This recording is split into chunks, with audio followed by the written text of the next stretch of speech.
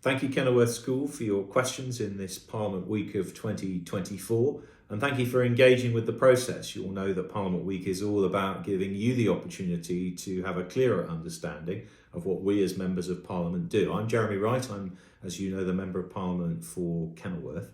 And you've asked me about three different things, and let me try and answer the questions that you've asked. So the first one is, what is your best personal achievement as a politician, and what personal actions as a politician do you regret the most? So I would say the thing that I am proudest of in my career here in Parliament has been something called the Online Safety Act, and you will have heard of this piece of legislation. It's designed to make sure that online platforms, whether they are social media companies or search engines, take more responsibility, more accountability for the harmful material that might be found on their services. Now, this isn't a perfect piece of legislation, and there will be more for us to do, but I think this is a really important start, a world-leading start, because other countries are looking at trying to do something similar to make sure that we make the online world a safer place. I started this process as a minister and have been able to follow through since my departure from government in also as a backbencher trying to improve this legislation, and it was made law last year. And so that's the thing I am, I hope, proudest of. And the second question you've asked is what personal actions do I regret the most? And we all have regrets. We will do things that we wish we'd done better, and I'm sure there are lots of examples. But perhaps the one I'll highlight, you may know that some years ago, Parliament was asked to consider legislating for same-sex marriage. And I voted against that piece of legislation. And I did that because it seemed to me that if you were concerned about legal rights and the rights of couples who were gay to visit each other in hospital, to pass on their goods when they died, those sorts of legal rights, we'd already dealt with that under what were called civil partnerships. And I was concerned that if we legislated for marriage, that would put pressure on religious institutions to do things that they were not comfortable doing, and that didn't feel to me the place of Parliament. And I have to say, that has not happened. And so, in retrospect, I would have voted differently, because if I'd known there hadn't been the effect that I feared, then I think the argument would have been balanced very differently. So if you ask me what I would have done differently, that's what I would have done differently. The second question you've asked is, what methods did I use as a whip to persuade fellow party MPs to vote along party lines when they didn't support government proposals? Now, I was a whip, you're absolutely right. I was a whip in government and before that in opposition. And I think there is a case for the whipping system. I didn't push anybody up against the wall. I didn't threaten to end their career. I didn't do any of those things. I did sometimes try and persuade people in argument of the merits of what the government was doing. But in the end, the argument that I think carries most weight is that when you are elected as a Member of Parliament, you get thousands of votes. It's the only way of getting elected in a constituency of the size that we have. You need tens of thousands of votes in order to be elected.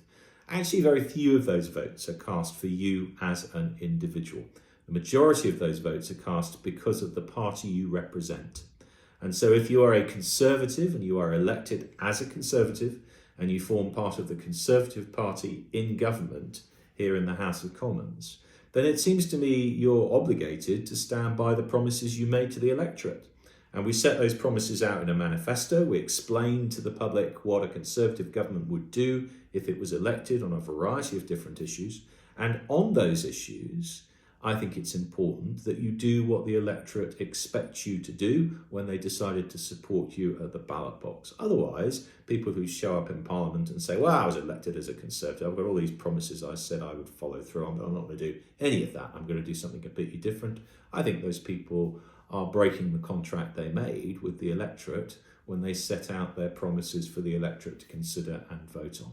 Now, every issue in Parliament is not like that. There are issues of conscience, issues where they are what's called a free vote, where the whip doesn't apply. And in those cases, of course, members of Parliament must do what they think right.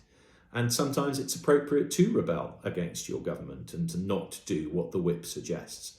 But in my view, particularly where an issue is in a manifesto and you've undertaken in your election campaign to do the things that are in the manifesto, then you should follow through on that. And the whips are really there to make sure that happens. So there is, in my view, a good democratic argument for the whipping system.